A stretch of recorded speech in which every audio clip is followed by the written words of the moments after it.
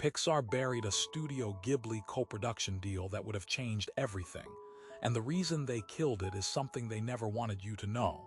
A joint film, signed intent.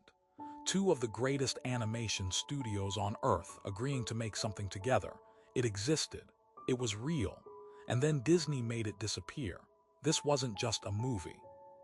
It was a collision of two entirely different philosophies about what animation could be.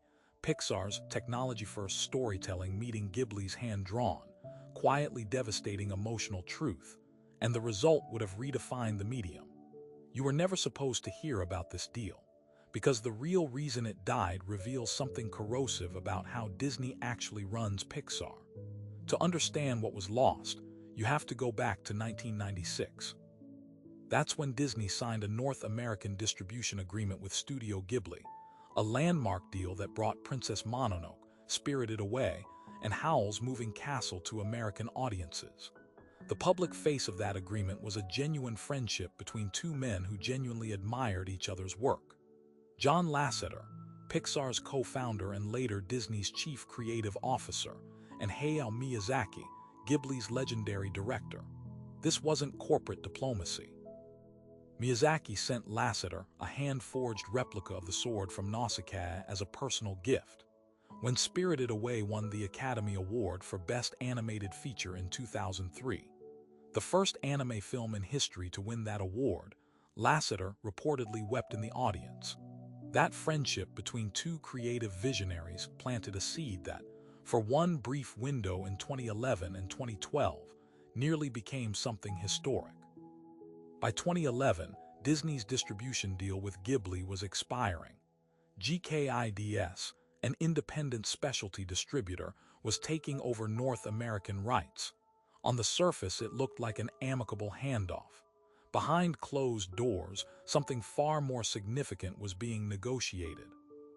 According to reporting in Variety and The Hollywood Reporter from that period, Lasseter and Ghibli's longtime producer Toshio Suzuki were in active discussions about a co-production arrangement, not distribution, but a jointly financed film. The framework was specific. Pixar would fund a significant portion of a new Ghibli feature, providing technical production support and full Disney theatrical distribution, while Miyazaki retained complete creative control.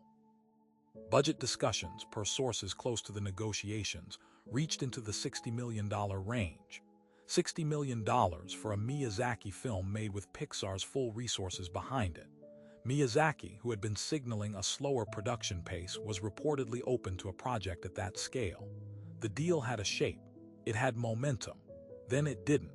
Here's where the timeline becomes something you need to see clearly. In 2012, Disney's internal priorities shifted hard.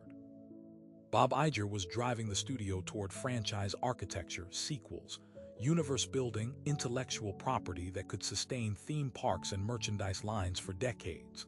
Frozen was in production. The Avengers had just earned $1.5 billion worldwide. Inside Pixar, there was a pressure, never written down anywhere you would be allowed to see, to justify every greenlight in terms of sequel potential. A one-off Ghibli co-production had no sequel arc, no franchise roadmap, no merchandise logic that made sense to a spreadsheet. But that's not even the part they really buried. The project wasn't killed by failure. It was killed by success, and by the fear of what that success would make visible. By late 2012, Miyazaki was deep in production on The Wind Rises, a film about a Japanese warplane designer. Personal, anti-war, commercially risky by any Hollywood calculation. Disney's internal assessment concluded that co-producing a film this uncommercial would set a dangerous precedent inside the company. If Pixar financed a Miyazaki film that underperformed at the American box office, it handed ammunition to every executive who believed Lasseter's artistic instincts were costing Disney money. The deal wasn't a financial risk. It was a political liability inside a corporation where Lasseter's creative authority was already under pressure from people who thought in terms of IP portfolios rather than films. So the co-production framework quietly dissolved. No announcement, no statement from either studio, no acknowledgement it had ever existed. Ghibli made The Wind Rises with Japanese financing alone. It earned $57 million in North America without Pixar's marketing infrastructure, without Disney's theatrical muscle, without the release the deal would have guaranteed. That number could have been $150 million. Miyazaki announced his retirement that same year. Sit with what was actually lost here. Not a Pixar film, not a Ghibli film, a direct collaboration between the two most important animation studios in history, both operating at the height of their powers. Miyazaki working with unlimited resources and complete creative control.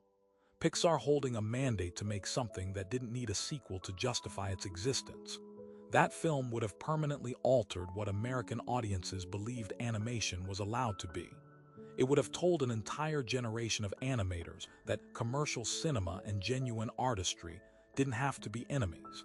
Instead, the summer that Pixar's resources went toward protecting franchise metrics gave us planes. Miyazaki came out of retirement. He made The Boy and the Heron. It won the Academy Award. And there is, right now, a conversation happening between a major American streamer and Ghibli's new leadership that nobody is reporting. The question is whether anyone at that table learned anything from what was buried a decade ago. Which studio is having that conversation, and whether they're about to make the same mistake, that's the next story.